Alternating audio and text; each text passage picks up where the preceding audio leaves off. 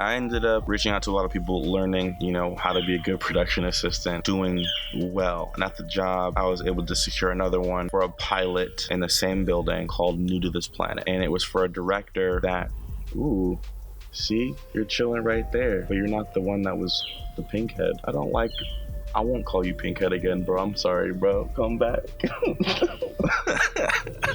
Anyway, yeah, that was messed up. I shouldn't call birds pinkhead. I'm gonna stop saying pinkhead. So the director for this pilot directed 2 episodes of Fairly Odd Parents. They were honestly the funniest and also the most efficient episodes that we had, personally, in my opinion. So what's up to him? He always has like a very single colored tracksuit, from toes to the, to the hoodie. He's a black dude, so I was really interested in talking with him. His name was Leonard R. Gardner Jr. His resume is stacked. If you looked him up on IMDb, he's got freaking Sister, Williams Brothers, but then he's got, That's So Raven, but then he's got also the more recent shows. He's got Raven's Home, talking about like he's an OG, like he is a legend. Sent him an email talking about Love to Pick Your Brain and everything. That's who I am. Was also speaking to the stage PA, Special K. I'm not even gonna say her real name because that's how I know her, that's how I met her, so it's Special K. Whatever that's supposed to mean to whoever, that's what her name is.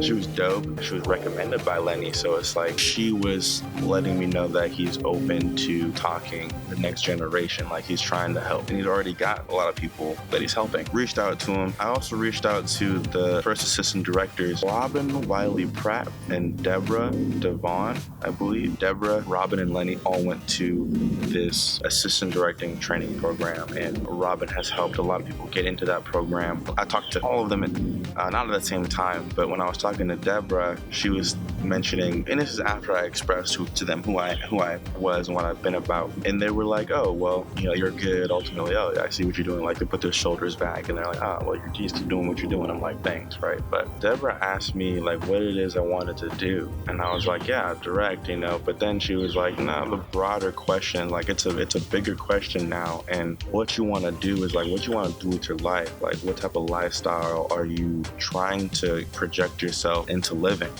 I was like, wow, like, I wasn't really trying to think about it. It's 7 a.m. That's kind of heavy. I might have to take a knee. So, but ultimately too, is like, because the pandemic and the brutality of it, and like thinking about all that stuff is kind of overwhelming to a certain degree, because I hadn't thought about it for a while, and I had told her that, she was real about it. She like, she understood. She had only asked is because she has friends where it's like, you're a certain age, you're past having kids, or you're thinking about adopting, or at least you're not in one spot. Having kids isn't really an option because you're still working and traveling, and you're going to Russia and in Europe, and you're having all this really fun, ultimately really dope time doing what you love. But then there is also the other aspect of doing what you love and staying in one spot and getting a chance to settle down and finding love within the industry and having kids. And the main difference between those aspects of life is a multi-cam being the settle down vibe, and single cam being the drifter, lone wolf. I don't want to say it like that, but entrepreneur vibe, I guess. And yeah, like, I never really thought about it, and she was able to open up to me about some of her life experiences and how she got to where she was from the production side, and then finding the assistant director's training program, and then ultimately becoming assistant director. But both Deborah and Robin, I think, still want to direct, or at least I know Robin, that's still her goal. But when I talked to Lenny, he said that's not that assistant directing's training program that's going to help to be a director. It was DGA, Directors Development Initiative for Television Mentorship Program. I was like, oh, dang. But then he told me that in order to apply, you needed to direct an episode or two in order to get and apply to that Directors Initiative for the DGA. He'll also let me know that there are other programs, director development programs through the DGA for like Viacom, Warner Brothers, and Viacom, Warner Brothers. That's all that's coming to mind right now, I guess. In order to apply to those, all you would need to know, or all you would need to do, along with your application is have a short and to show what you can do.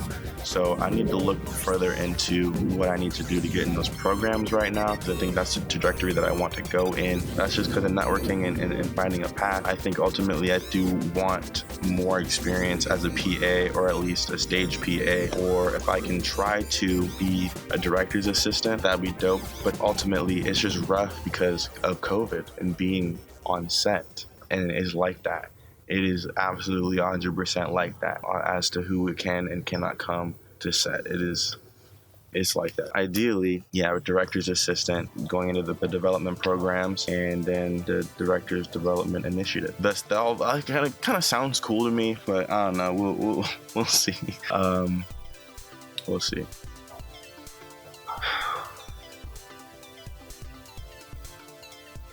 I think that's it.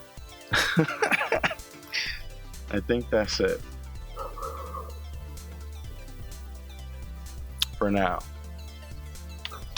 It's gonna get dark soon. Next time I'm gonna come and it's gonna be brighter, and it's gonna be hopefully better lighting.